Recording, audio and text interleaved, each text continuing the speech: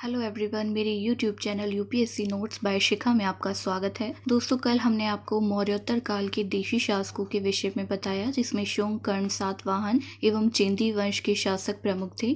आज हम आपको विदेशी शासकों इंडो ग्रीक, शक, कुषाण इत्यादि के विषय में जानकारी देंगे। तो शुरू करते हैं इंडो ग्रीक यानी हिंद यवन शासकों से। मौर्योत्तर काल में भारत की उत्तर पश्चिमी सीमा पर लगातार हमले हुए। पहला आक्रमण हिंद यूनानी या बैक्ट्रियाई यूनानी द्वारा किया गया। इंडो ग्रीक की भारत विजय का इतिहास यूथिडेमस के शक्तिशाली पुत्र डेमेट्रियस प्रथम के समय से ही प्रारंभ होता है। हिंद यूनानी के प्रमुख शासकों में डेमेट्रियस प्रथम के बारे में बात करते हैं। भारत की सीमा में सर्वप्रथम प्रवेश करने का श्रेय डेमेट्रियस प्रथम को ही दिया जाता है। उसने 185 ईसा पूर्व के लगभग पंजाब के कुछ भाग को जीतकर साकल यानी आधुनिक सियालकोट को अपनी राजधानी बनाया। डेमेट्रियस ने भारतीय राजा की उपाधि धारण की। यूनानी और खरोष्ठी दोनों लिपियों वाले सिक्के चलवाए। बात करते हैं यूक्रेटाइडस के विषय में। डेमेट्रियस के बाद इसने भारत के कुछ हिस्सों को जीतकर तक्षशिला को अपनी राजधानी बनाया। बैक्ट्रिया में यवनों का अंतिम शासक जो था वो हेलियोक्लीस था। 125 ईसा पूर्व के लगभग बैक्ट्रिया से यवन शासन समाप्त हो गया और वहां शकों का राज्य स्थापित हो गया। बात करते हैं सबसे प्रसिद्ध शासक मिनांडर के विषय में, जिसका कालक्रम 165 से 145 ईसा पूर्व रहा है। यह सबसे प्रसिद्ध हिंद यूनानी शासक था जो डेमेट्रियस कुल का था। मिनांडर को बौद्ध साहित्य में मिलिंद कहा गया है। मिनांडर जो था वो बौद्ध अनुयायी था। बौद्ध ग्रंथ मिलिंद पन्हों में जिसकी रचना नागसेन ने की थी, इसमें बौद्ध भिक्षु नागसेन एवं मिनांडर के बीच वाद विवाद का उल्लेख मिलता है। मिनांडर के सिक्कों पर धर्म चक्र का अंकन मिलता है। वह पहला शासक था जिसने सोने के सिक्के चलवाए। चांदी के सिक्कों के लिए द्रम शब्द यूनानी भाषा से ही लिया गया है। बात करते हैं यूक्रेटाइडस वंश के प्रमुख शासकों एंटिओलकिड्स एंड हर्मियस के विषय में। एंटिओलकिड्स यूक्रेटाइडस वंश का सबसे प्रतापी शासक था, जिसने हेलियोडोरस को शुंग शासक भागभद्र के दरबार में भेजा था। हेलियोडोरस ने विदिशा में गरुड़ स्तंभ स्थापित किया, जिससे द्वितीय शताब्दी ईसा पूर्व में मध्य भारत में भागवत धर्म के विकसित होने का प्रमाण मिलता है। यूक्रेटाइडस वंश का अंतिम शासक हर्मियस था, जिसकी मृत्यु के साथ ही पश्चिमोत्तर भारत से यवनों का लगभग 200 वर्षों का शासन जो था वो समाप्त हो गया। भारत की पश्चिमोत्तर सीमा पर आने के उनके क्या प्रभाव रहे, उनका वर्णन करते हैं। राजत्व का दैवीय सिद्धांत, सांचों से सिक्का निर्माण की विधि, मुद्राओं पर राजा का नाम, चित्र, तिथि अंकित करने का प्रचलन, काल गणना, संवत प्रयोग, सप्ताह के 7 दिन, 12 राशियां, कैलेंडर वर्ष। भारत में ज्योतिष कला का विकास हुआ। भारत में वास्तुकला की नवीन शैली हेलेनिस्टिक कला का विकास हुआ। भारतीय रंगमंच में यवनिका यानी पर्दा का शुभारंभ हुआ। इस प्रकार यूनानियों के आने से भारत में इन चीज़ों का विकास हुआ। अब बात करते हैं शक शासकों के विषय में। शक मूल रूप से सीरिया के उत्तर में निवास करने वाले शक बोलन दर्रे से भारत आए थे। भारतीय स्रोतों में शकों को सीथियन कहा गया है। शक 5 शाखाओं में विभक्त थे। अफगानिस्तान, पंजाब में जिसकी राजधानी तक्षशिला, पश्चिम भारत में, ऊपरी दक्कन में और मथुरा में। ऊपरी दक्कन में नहपान का शासन था, पश्चिम भारत में रुद्रदामन का और पंजाब में जिसकी राजधानी तक्षशिला थी, मोगा व माउस का शासन था। पश्चिमी क्षत्रपों में शहरात वंश का नहपान तथा कार्दमक वंश का रुद्रदामन सबसे प्रसिद्ध शासक थे। हम बात करते हैं शक वंश के प्रमुख शासकों के विषय में। मोगा व माउस तक्षशिला के शासकों में प्रमुख प्रथम शक शासक हुए। उसके अनेक सिक्के प्राप्त हुए हैं। करते हैं नहपान की। नहपान महाराष्ट्र के पश्चिम क्षेत्र के शकों में शहरात वंश का नहपान सबसे प्रसिद्ध था। सातवाहन शासक गौतमीपुत्र शातकर्णी से वह पराजित हुआ था। नहपान के सिक्कों पर उसे राजा कहा गया है। उसके सिक्के अजमेर से नासिक तक मिलते हैं। रुद्रदामन प्रथम, जिसका कालक्रम 130 से 150 ईस्वी था, यह सर्वाधिक प्रसिद्ध शक शासक था। इसके राज्याधिकार में सिंध, कोंकण, नर्मदा घाटी, मालवा, काठियावाड़ और गुजरात का एक बड़ा भाग था। रुद्रदामन ने सुदर्शन झील का जीर्णोद्धार किया, जिसका निर्माण मौर्य काल में हुआ था। उसके समय सौराष्ट्र प्रांत का शासक सुविशाख था। रुद्रदामन संस्कृत का बड़ा प्रेमी था। सबसे पहले विशुद्ध संस्कृत भाषा में जूनागढ़ अभिलेख उसी ने जारी किया। इस वंश का अंतिम शासक रुद्र सिंह तृतीय था। गुप्त शासक चंद्रगुप्त द्वितीय यानी विक्रमादित्य ने उसे पराजित कर पश्चिमी क्षत्रपों के राज्य को अपनी साम्राज्य में मिला लिया था।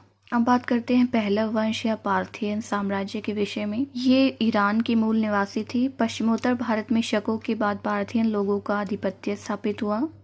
भारत में पार्थियन साम्राज्य का वास्तविक संस्थापक मिथ्रेडेट्स प्रथम, जिसका कालक्रम 171 से 130 ईसा पूर्व था।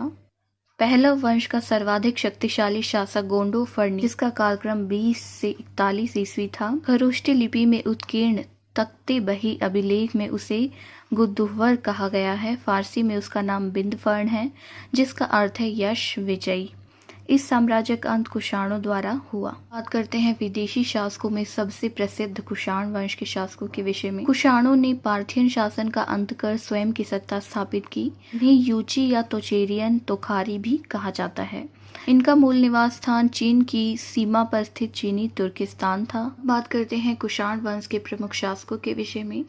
कुजुल कटफिसस, जिसका कालक्रम 15 से 65 ईस्वी रहा, भारत में कुषाण वंश का संस्थापक माना जाता है। उसने रोमन सिक्कों की नकल करके तांबे के सिक्के चलाए। विम कटफिसस का कालक्रम 65 से 78 ईस्वी माना जाता है। भारत में कुषाण शक्ति का वास्तविक संस्थापक विम कटफिसस को माना जाता है, जिसने सिंधु नदी पार करके तक्षशिला और पंजाब पर अधिकार कर लिया। उसने बड़ी संख्या में सोने के सिक्के जारी किए, जिनमें एक ओर यूनानी लिपि तथा दूसरी ओर खरोष्ठी लिपि उत्कीर्ण है। वह शैव मतानुयायी था तथा उसने महेश्वर की उपाधि धारण की थी। उसके सिक्कों पर शिव, नंदी तथा त्रिशूल की आकृतियां मिलती हैं तथा उसने महाराज, राजाधिराज, महेश्वर एवं सर्वलोकेश्वर की उपाधियां धारण की, जिससे पता चलता है कि वह शैव धर्म का अनुयायी था।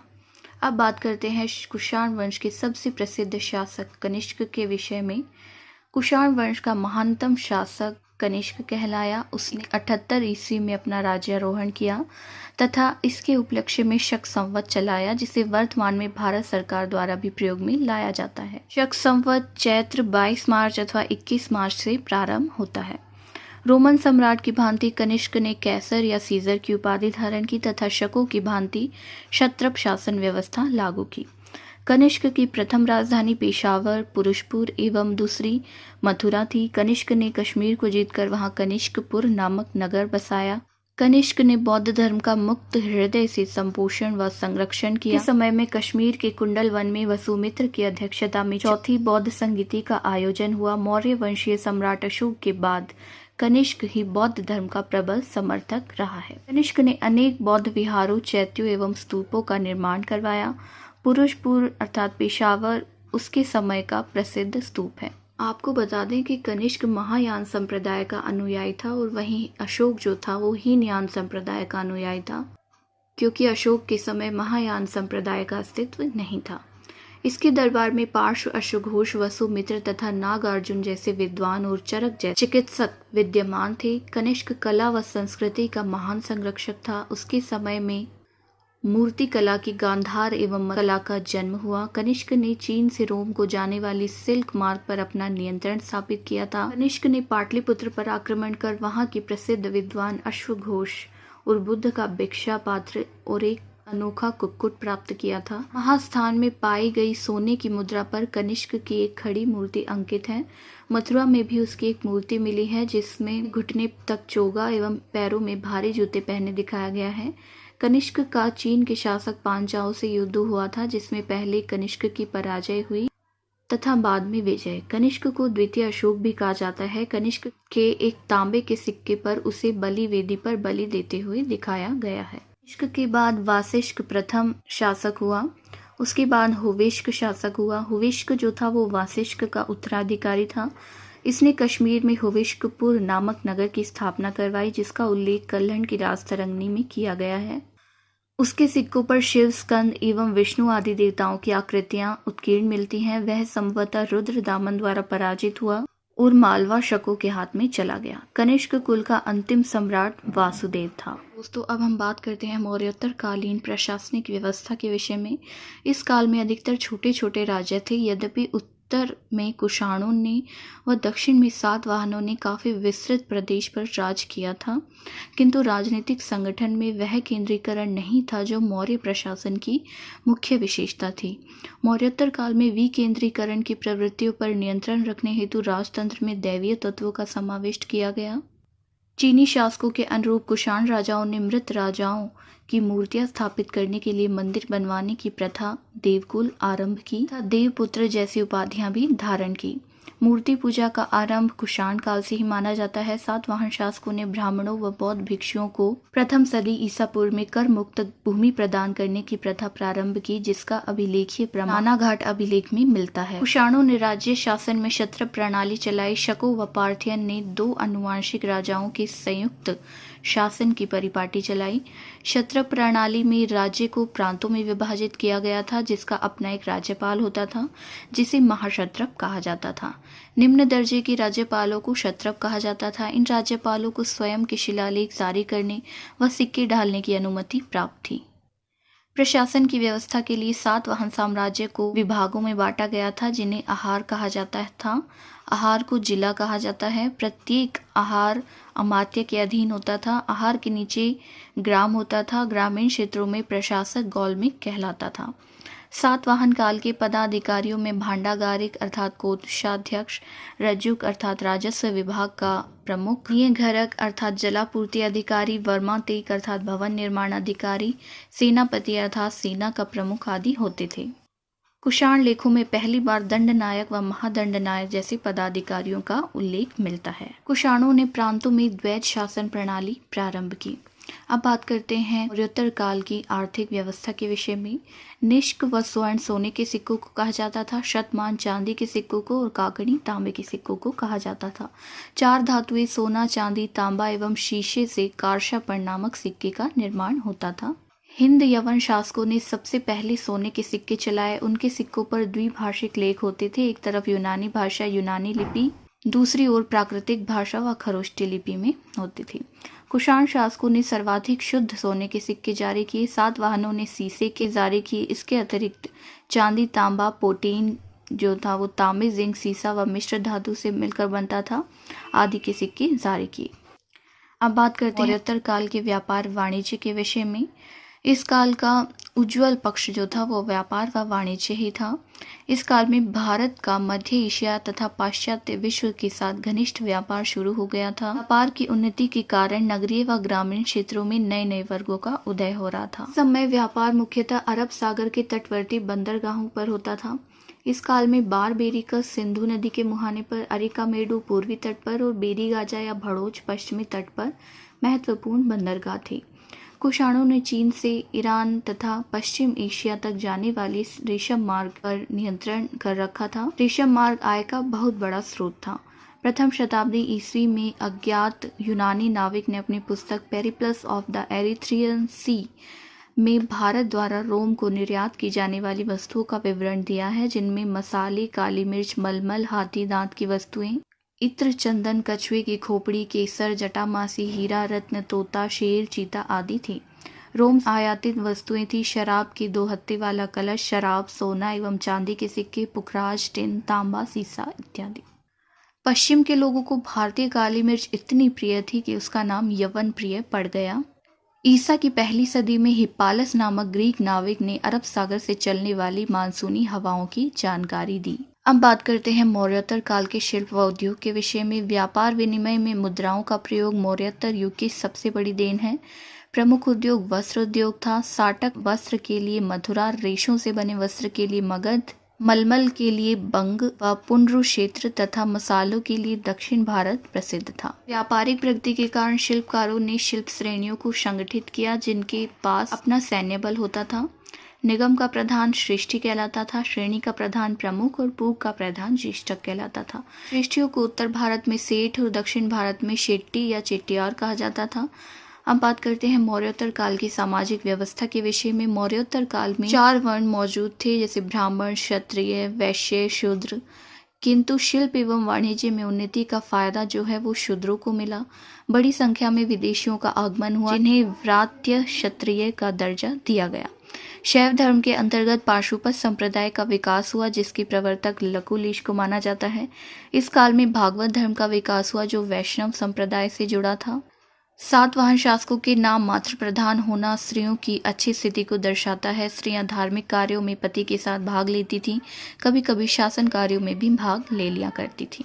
अब बात करते हैं कनिष्क के दरबार के संरक्षण प्राप्त विद्वानों के विषय में, जिसमें अश्वघोष, नागार्जुन, वसुमित्र, चरक प्रमुख थे। अश्वघोष जो थे वो चतुर्थ बौद्ध संगीति के उपाध्यक्ष साहित्यकार, जिन्होंने बुद्ध चरित और सूत्रालंकार की रचना की। नागार्जुन प्रसिद्ध दार्शनिक व वैज्ञानिक था, जिसकी तुलना मार्टिन लूथर से की जाती है। अपने ग्रंथ माध्यमिक सूत्र में उन्होंने सापेक्षता के सिद्धांत का प्रतिपादन किया है। वसुमित्र चतुर्थ बौद्ध संगीति के अध्यक्ष। इनका ग्रंथ है महाविभाष्य शास्त्र, जो बौद्ध जातकों पर टीका है। इसे बौद्ध धर्म का विश्वकोश भी कहा जाता है। चरक जो कि आयुर्वेद के आचार्य और कनिष्क की राजवैद्य थे। मौर्योत्तर काल की धार्मिक व्यवस्था के विषय में बताएं तो भक्ति का विकास, अवतारवाद, मूर्ति पूजा का आरंभ मौर्योत्तर काल में हुआ। कई विदेशी शासक विष्णु के उपासक बन गए। आर्य देवताओं के समानांतर गैर आर्य देवता भी स्थापित हो गए, जैसे गणेश, कार्तिकेय, मातृदेवी, वृक्ष, पशु व सर्प पूजा का आरंभ हुआ। मौर्योत्तर काल में बौद्ध धर्म व उसकी महायान शाखा का सर्वाधिक प्रचार प्रसार हुआ। बौद्ध धर्म में मूर्ति पूजा आरंभ हुई और इसका प्रचलन ब्राह्मण समुदाय में भी हुआ। संवतः भारत में सबसे पहले बुद्ध की मूर्तियों की पूजा की गई। बात करते हैं कला व संस्कृति के विषय में। मौर्योत्तर काल में कला का आधार बौद्ध धर्म ही रहा। कनिष्क के शासन काल में कला के क्षेत्र में दो स्वतंत्र शैलियों का विकास हुआ। पहली गांधार शैली, दूसरी मथुरा कला। पहले हम बात करते हैं मौर्योत्तर काल की स्थापत्य कला के विषय में, जिनमें प्रमुख था चट्टानों को काटकर बनाए जाने वाली गुफाएं।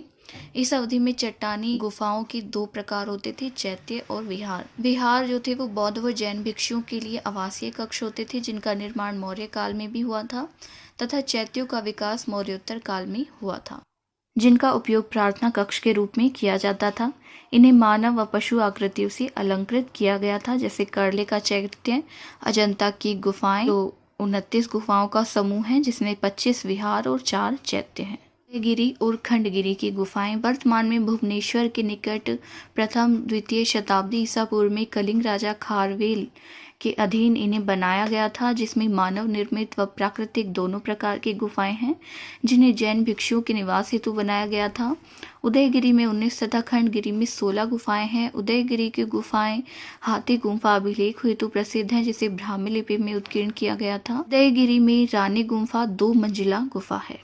बात करते हैं स्तूप के विषय में। मौर्योत्तर काल में स्तूप विशाल अलंकृत ईंट के स्थान पर प्रस्तर द्वारा बनने लगे। शुंग राजवंश ने स्तूपों के अलंकृत प्रवेश द्वारों के रूप में तोरण का निर्माण आरंभ किया। तोरणों को जटिल आकृतियों व पैटर्नों के साथ अलंकृत किया जाता था और ये हेलेनिस्टिक प्रभाव के साक्ष्य हैं। फॉर एग्जाम्पल एमपी में भरोत का स्तूप जो शुंग काल में निर्मित किया गया था, और सांची के स्तूप का तोरण। करते हैं मूर्ति कला के विषय में, जिसमें हमने बताया कि कनिष्क के शासनकाल में गांधार कला और मथुरा कला का विकास हुआ। इस समय सातवाहन एवं इक्ष्वाकु शासकों के संरक्षण में पूर्वी दक्कन में कृष्णा एवं गोदावरी की निचली घाटी में अमरावती कला का विकास हुआ, जिसके प्रमुख केंद्र नागार्जुन कोंडा, अमरावती व जैंगई पेट आदि थे। बात करते हैं इन तीनों कलाओं के विषय में। गांधार शैली पर जो बाहरी प्रभाव था वो यूनानी या हेलेनिस्टिक मूर्ति कला का प्रभाव था। इसे भारतीय यूनानी कला के रूप में भी जाना जाता है। मथुरा कला वो पूर्णतः स्वदेशी थी और अमरावती कला भी पूर्णतः स्वदेशी थी। इस पर कोई बाहरी प्रभाव नहीं था। प्रारंभ में नीले, धूसर, बलुआ प्रस्तर का प्रयोग किया जाता था। बाद में मिट्टी और प्लास्टर का प्रयोग किया जाने लगा। वहीं मथुरा शैली में चित्तीदार लाल बलुआ प्रस्तर का प्रयोग किया जाता था और अमरावती कला में सफेद संगमरमर का प्रयोग किया जाता। गांधार शैली में धार्मिक प्रभाव की बात करें तो ग्रीक रोम देवताओं से प्रभावित हुआ एवं मुख्य रूप से बौद्ध चित्र। मथुरा कला तीनों धर्मों हिंदू, जैन, बौद्ध का प्रभाव इस पर देखा जा सकता है। अमरावती कला पर बौद्ध प्रभाव देखा जा सकता है। गांधार शैली को कुषाण शासकों का संरक्षण प्राप्त हुआ, वहीं मथुरा शैली को भी कुषाण शासकों का संरक्षण प्राप्त हुआ और अमरावती शैली को सातवाहन शासकों का संरक्षण प्राप्त हुआ। गांधार कला का विकास क्षेत्र उत्तर पश्चिमी सीमा प्रांत है। आधुनिक गांधार क्षेत्र जिसे कह सकते हैं। कंकाली टीला जो है वो जैन मूर्तियों के लिए प्रसिद्ध है। मथुरा शैली मथुरा, सौरव और कंकाली टीला में और आसपास के क्षेत्रों में विकसित हुई। कंकाली टीला याद रखें जैन मूर्तियों के लिए प्रसिद्ध है। अमरावती शैली कृष्णा गोदावरी की निचली घाटी अमरावती, नागार्जुन कोंडा के आसपास विकसित हुई। अब बात करते हैं गांधार शैली की बुद्ध की मूर्तियों की विशेषताओं के विषय में। लहराते बालों के साथ इसमें बुद्ध को आध्यात्मिक मुद्रा में दिखाया गया है। उन्होंने बहुत कम आभूषण धारण किए हैं और योगी की मुद्रा में बैठे हैं। आंखें आधी बंद हैं जैसे ध्यान मुद्रा में हो। सिर पर उभार या जटा को दिखाया गया है। यह बुद्ध की सर्वज्ञता को दर्शाती है। गांधार कला के अंतर्गत बुद्ध की धर्म चक्र, ध्यान मुद्रा, अभय मुद्रा व वरद मुद्रा आदि मूर्तियों का निर्माण किया गया है। मथुरा कला में बुद्ध की मूर्ति की विशेषताओं के विषय में बुद्ध को मुस्कुराते हुए चेहरे के साथ प्रसन्नचित्त दिखाया गया है। तंग कपड़े पहने, शरीर हृष्ट पुष्ट है, चेहरा व सिर मुड़ा हुआ है। बुद्ध विभिन्न मुद्राओं में पद्मासन में बैठे हैं और उनका चेहरा विनीत भाव को दर्शाता है। सिर पर वैसा ही उभार या जटा दिखाई गई है। धर्म चक्र मुद्रा, अभय मुद्रा, ध्यान मुद्रा और भूमि स्पर्श मुद्रा जो है की मूर्तियां इसमें मिलती हैं। रावती शैली में बुद्ध की मूर्तियों की विशेषताओं के विषय में इसमें मूर्तियां सामान्यतः कथात्मक कला का अंग हैं, अतः बुद्ध की व्यक्तिगत विशेषताओं पर कम बल दिया गया है। ये मूर्तियां बुद्ध के जीवन व जातक कथाओं को दर्शाती हैं, अर्थात मानव और पशु दोनों रूपों में बुद्ध के पिछले जीवन को बताती हैं। करते हैं मौर्योत्तर कालीन साहित्य के विषय में। साहित्य रचना में संस्कृत भाषा का अधिक प्रचलन इस काल में प्रारंभ हुआ। पतंजलि ने महाभाष्य की रचना की, जो उनके पूर्ववर्ती व्याकरणाचार्य पाणिनि की रचना अष्टाध्यायी की टीका है। सबसे प्रसिद्ध स्मृति मनुस्मृति ईसा पूर्व 2वीं सदी में लिखी गई। अश्वघोष रचित सौदरानंद बुद्ध के सौतेले भाई आनंद के बौद्ध धर्म में दीक्षित होने के प्रसंग पर आधारित है। अश्वघोष के नाटकों के कुछ भाग मध्य एशिया के एक विहार से प्राप्त हुए हैं। रुद्रदामन का गिरनार अभिलेख संस्कृत काव्य का अनूठा उदाहरण है। कुषाण साम्राज्य की सुई विहार के अभिलेख में भी संस्कृत का प्रयोग किया। अब बात करते हैं मौर्योत्तर कालीन साहित्य की रचनाएं और रचनाकार के विषय में। गाथा सप्तशती की रचना हाल ने की, महाभाष्य की रचना पतंजलि ने, चरक संहिता की रचना चरक ने, नाट्य शास्त्र की रचना भरत मुनि ने, मिलिंद पन्हो की रचना नागसेन ने, कामसूत्र की वात्स्यायन ने, सोदरानंद व बुद्ध चरित की अश्वघोष, स्वप्न वासवदत्ता की रचना भास ने, चारुदत्ता और उभंग की रचना भी भास ने की। इस प्रकार हमने आपको आज मौर्योत्तर काल के विदेशी शासकों, मौर्योत्तर काल की प्रशासनिक, आर्थिक, धार्मिक, व्यापार, वाणिज्य इत्यादि व्यवस्था के विषय में संपूर्ण जानकारी प्रदान की। दोस्तों, अगर आपको हमारी वीडियो पसंद आई तो हमारे चैनल को सब्सक्राइब करें और बेल आइकन का बटन दबाएं। Thank you.